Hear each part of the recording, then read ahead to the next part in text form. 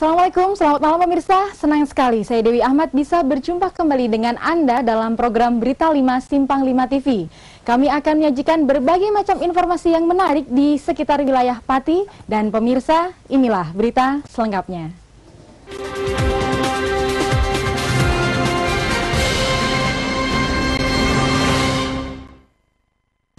Pemirsa, ratusan tenaga honorer kategori 2 atau K2 yang lolos dalam seleksi penerimaan pegawai negeri sipil yang dilaksanakan beberapa waktu lalu diindikasi bodong atau tidak memenuhi persyaratan.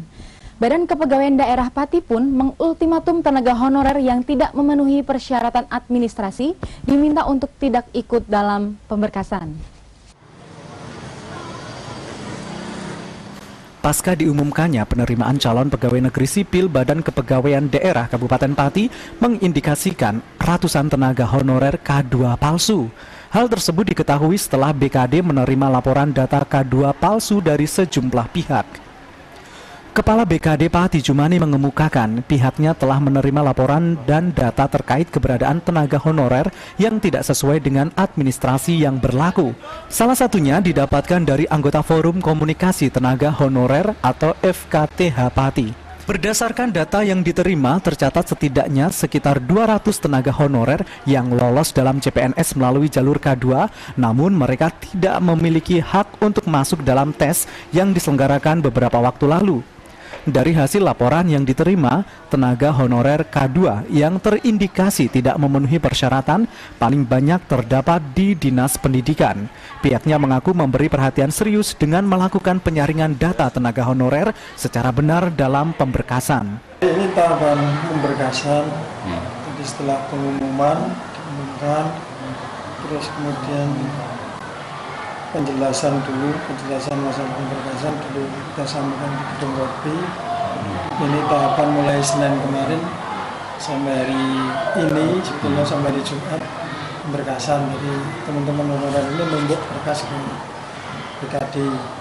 Pihaknya menghimbau bagi tenaga honorer yang tidak sesuai dengan kriteria dan ketentuan untuk tidak melanjutkan dalam pemberkasan kendati telah diterima menjadi CPNS. Mengingat bila yang bersangkutan tetap memaksakan diri akan menimbulkan dampak luas.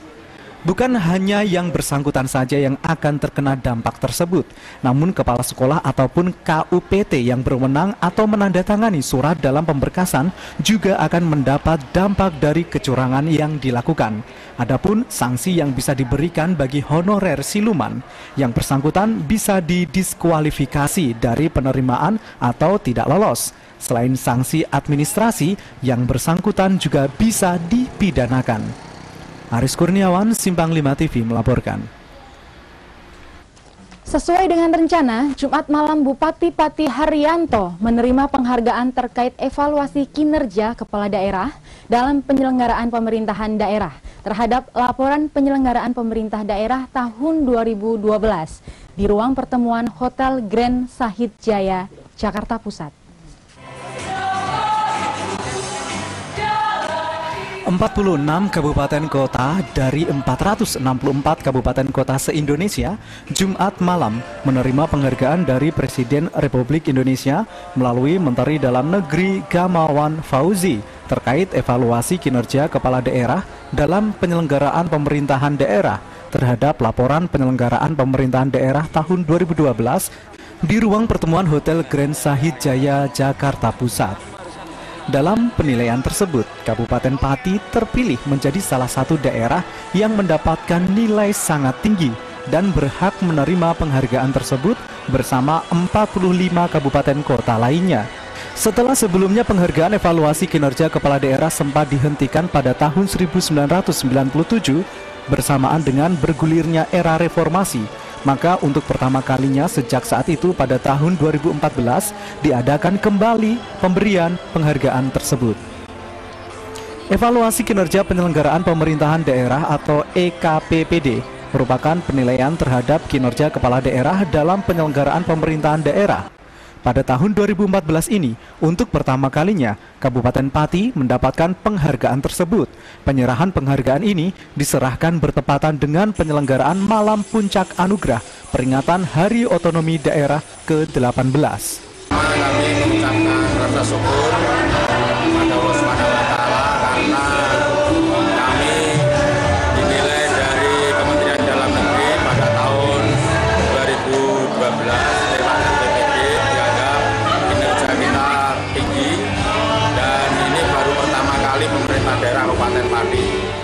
Sementara itu, Bupati Pati Haryanto ketika ditemui seusai menerima penghargaan menuturkan penghargaan yang diberikan oleh Menteri Dalam Negeri Gamawan Fauzi kepadanya atas prestasi kinerja sangat tinggi dalam penyelenggaraan pemerintahan daerah. Endi Sumardiono, Simpang 5 TV melaporkan. Pemirsa, jangan beranjak kemana-mana dulu karena kami akan hadir kembali setelah jeda pariwara berikut.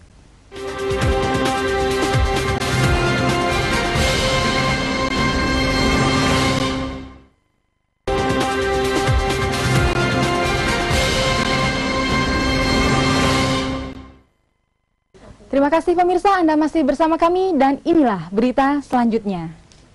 Pemirsa, walau sudah mendekati musim kemarau, ternyata di sebagian daerah tampaknya masih sering terjadi turun hujan.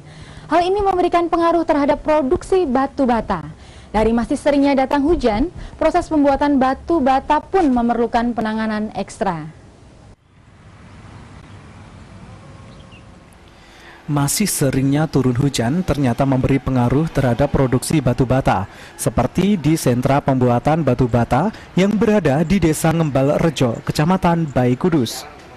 Walaupun sudah mendekati musim kemarau, tampaknya curah hujan di daerah tersebut masih lumayan tinggi, sehingga kurangnya panas matahari memperlambat proses pengeringan batu bata.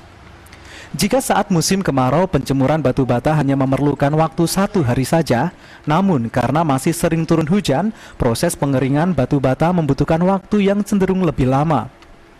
Sujarno, salah satu pengrajin batu bata desa setempat mengatakan, karena masih sering datang hujan, dirinya dituntut untuk bekerja ekstra, agar batu bata tidak terkena hujan saat malam atau saat datang mendung. Dirinya harus menutup bata yang siap jemur dengan penutup plastik. Datangnya musim hujan seperti ini berpengaruh nggak Pak terhadap pembuatan batu bata? Berpengaruh karena satu tenaganya agak repot, kalau sore kan nutup plastik. Kalau sudah musim kemarau kan tidak pakai tutup plastik seperti itu. Sementara itu jenis tanah yang dibuat sebagai bahan batu bata yaitu tanah liat lereng untuk menghasilkan kualitas batu bata yang lebih kuat. Iis Haryanti, Simpang 5 TV melaporkan. Banyak cara dilakukan untuk mengisi waktu luang, seperti yang dilakukan oleh anak-anak di Dukuh Krekel Bageng Gembong. Memanfaatkan kondisi alam yang masih alami dengan berburu ular. Bagaimana keseruannya? Berikut liputannya. Masih terjaganya kelestarian alam di kawasan Gembong memberikan tempat yang nyaman bagi bermacam satwa untuk hidup di dalamnya. Oleh karena itu, anak-anak di Dukuh Krekel Bageng Kecamatan Gembong memanfaatkan waktu luang mereka untuk berburu satwa liar. Dengan menelusuri kawasan hutan, beberapa anak ini mencari ular yang bagi kebanyakan orang dianggap sebagai hewan yang berbahaya. Najib misalnya, salah satu anak desa mengatakan, bermain dengan berburu ular hanyalah permainan iseng dan untuk mengisi waktu luang saja, serta tidak ada maksud untuk menyakiti apalagi mengeksploitasi binatang tersebut. Ular hasil tangkapan justru dilihat dan diamati untuk mengenal jenis-jenis ular. Setelah ular-ular tersebut diajak bermain-main, tak lama kemudian sang ular pun dilepaskan kembali ke habitatnya di alam bebas. Kami memanfaatkan waktu luang ini untuk sekedar mencari sensasi, berburu ular-ular. Tapi kami tidak ada maksud untuk menyakiti atau membunuh ular-ular ini. Kami hanya ingin mencari sensasi atau kesenangan yang baru lah. Mereka berharap manusia mempunyai rasa kepedulian terhadap satwa-satwa liar yang kini keberadaannya terancam oleh tangan-tangan jahil. Keseimbangan alam akan terwujud jika ekosistem benar-benar dijaga. Aris Kurniawan, Simpang 5 TV melaporkan. Pemirsa penikmat es krim, tak lengkap rasanya bila belum mencoba menu es krim yang satu ini. Ya, menu es krim goreng yang satu ini akan membuat pemirsa penasaran. Sensasi panas dingin coba disuguhkan kedai warna-warni di kawasan perempatan lampu merah Bleber atau di Jalan Diponegoro, Kota Pati. Pemirsa yang belum pernah mencoba dan baru pertama kali mendengar menu es ini pasti akan kebingungan bagaimana es krim bisa digoreng. Untuk membuat es krim goreng ini bahannya sama dengan es krim biasa, yakni es krim beku yang disimpan dalam freezer. Proses pembuatannya pertama adalah memilih jenis varian rasa es krim yang diminati pembeli. Selanjutnya, setelah bungkusnya dibuka, es krim dicelupkan ke dalam adonan kuning telur. Setelah merata, es krim beku tersebut kemudian dimasukkan ke dalam tepung roti. Proses ini diulang 2 kali. Setelah tepung roti menempel dan tercampur merata, es krim yang telah dibaluri kuning telur dan tepung roti tersebut kemudian digoreng. Setelah berubah warna kuning kecoklatan, es krim goreng ditiriskan dan siap dihidangkan. Untuk menambah cita rasa ditambahkan susu coklat dan mesis. Menurut salah seorang penikmat es krim goreng, Wahyu, awalnya dia penasaran dengan menu es krim goreng ini. Setelah merasakan, ternyata rasanya sensasional, perpaduan panas dan dingin. Pertama itu saya tuh penasaran Mas, karena kok aneh ya masa es krim goreng. Nah pas saya coba itu, ya rasanya memang karena digoreng ya, itu kan jadinya sensasinya itu panas. Pertama dibuka itu panas, dimakan itu rasanya ada panasnya, tapi dalamnya tuh dingin. Itu sensasinya itu maknyos banget. Sementara itu pemilik kedai warna-warni, Endang Sridian, ide awal membuat menu es krim goreng ini adalah didasari keinginan untuk membuat menu yang beda yang belum pernah ada di Kota Pati. Kalau kami memang kebetulan memang menginginkan mencari usaha di kota kami yang beda, makanya membuka internet itu kan banyak manfaatnya. Akhirnya kami cocok dengan produk es krim goreng ini. Ada 4 varian rasa es krim goreng yang ditawarkan kepada pembeli, yakni rasa coklat, vanila, stroberi, dan rasa kombinasi. Soal harga tak perlu khawatir akan menguras kantong Anda. Pasalnya untuk semangkok es krim goreng ini, pembeli cukup membayar Rp4.000. Anda tertarik ingin mencoba menu es krim goreng? Silahkan berkunjung ke kedai warna-warni yang terletak di sebelah barat perempatan Bleber atau Jalan Diponegoro, Kota Pati. Edi Setio, Simpang 5 TV melaporkan. Di awal tahun 2014, masyarakat kita dihebohkan dengan kenaikan harga LPG 12 kilo hingga 60%. Berita selengkapnya akan hadir sesaat lagi dan tetaplah di Berita 5 Simpang 5 TV.